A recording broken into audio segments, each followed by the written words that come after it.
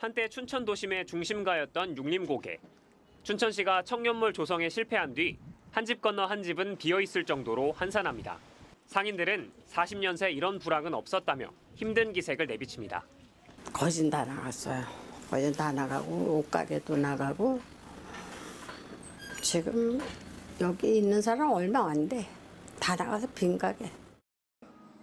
닭갈비 골목 인근 명동 거리도 사람들의 발길이 뜸합니다. 인파가 가장 몰리는 골목 한가운데에는 점포 정리를 알리는 현수막이 붙었습니다. 수십 년 동안 장사를 해온 옷가게도 올해를 마지막으로 문을 닫습니다. 여기 사장님 사장자는 그래. 사장님이 여기를 5군데를 하기 때문에 하나를 접는 것뿐이에요. 코로나19 이후 점차 줄어들던 강원도 내 자영업자 폐업률은 지난해 다시 오르기 시작했습니다. 내수 부진이 길어진 영향이 큽니다. 한국은행 강원본부는 특히 음식점업과 소매업의 폐업률이 최근 10년 중 가장 높을 것으로 예상하고 있습니다.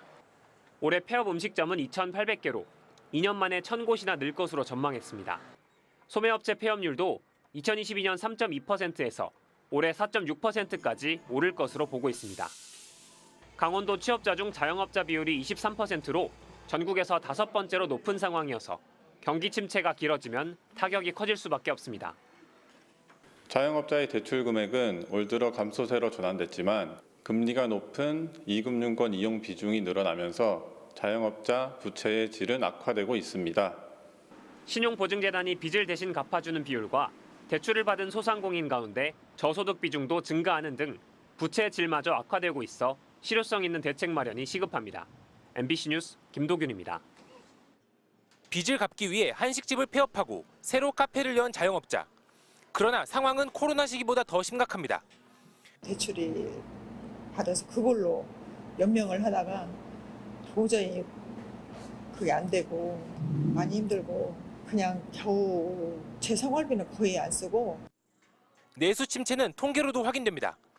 올해 3분기 소매 판매액 지수는 작년보다 1.9% 감소하며 10분기 연속 하락세를 이어갔습니다.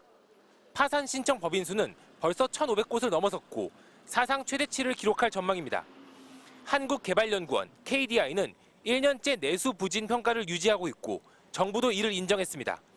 7개월 동안 보고서에 쓰던 내수 회복 조짐이란 표현을 이번 달 삭제했습니다. 대기업들도 비상입니다. 주요 그룹 사장단은 비상회의를 열고 9년 만에 이례적인 긴급 성명을 발표했습니다. 지금 우리 경제는 매우 어려운 상황을 맞이하고 있습니다.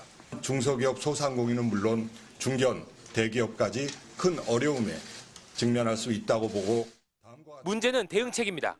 한국은행은 이미 한 차례 금리를 내렸지만 가계부채와 환율 부담으로 추가 인하에 신중합니다. 그렇다고 정부가 적극적으로 돈을 풀기도 쉽지 않은 상황입니다. 정부가 그래도 조금 지출을 늘려가면서 경제가 좀 회복되는 혹은 너무 안 좋아지는 걸 막는 정도의 마중물 역할이나 혹은 방파제 역할을 좀 하는데요. 현실적으로 잘 될지에 대한 의문은 좀 있는 상황입니다. 대통령실 일각에선 추가 경정 예산 편성 가능성이 언급되기도 했습니다. 하지만 기획재정부 관계자는 MBC와의 통화에서 내년 예산안을 조정하고 있는데 내년 추경을 얘기하는 건 맞지 않다며 일축했습니다. MBC 뉴스 김건희입니다. 서울 물레동의 대로변. 7년 전 문을 연 이 가게는 공사 중입니다. 10달 동안 비워두다가 이제야 폐업 중입니다. 2018년도 기준으로 봤을 때 거의 손님이 한 반으로 줄었어요. 매출은 안 올라가고 희망 고문이라기보다는 희망이 많이 사라지는 편이 됐죠. 한때 장사가 잘 될 땐 별관까지 주점을 넓혔지만 코로나 이후 사정이 달라졌습니다. 영업을 관뒀지만 월세는 빠져나갔고 어쩔 수 없이 부업을 뛰었습니다. 정치가 돼서 월세를 내다 보니까 어느덧 그게 엄청나게 쌓여 있더라고요. 이제 나가서 다른 일도 하고 어떻게 보면은 다른 일로 해서 생계를 유지하고. 5년 전 퇴직한 남편과 함께 청주에서 서울로 온 김남순 씨. 염소탕집을 냈다가 바로 코로나 사태를 맞았습니다.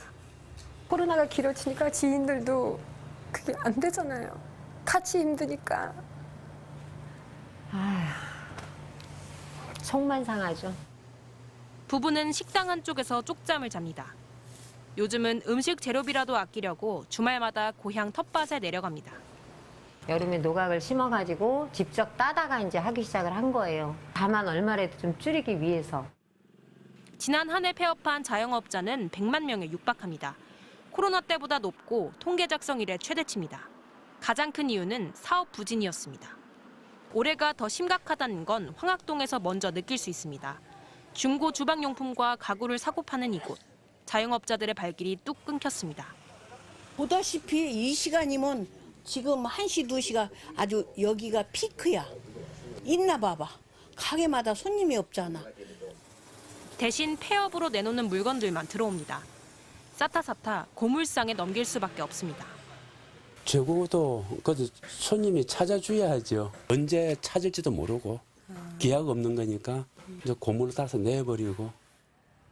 본인도 자영업자인 황학동 상인들마저 하나둘 이 거리를 떠납니다.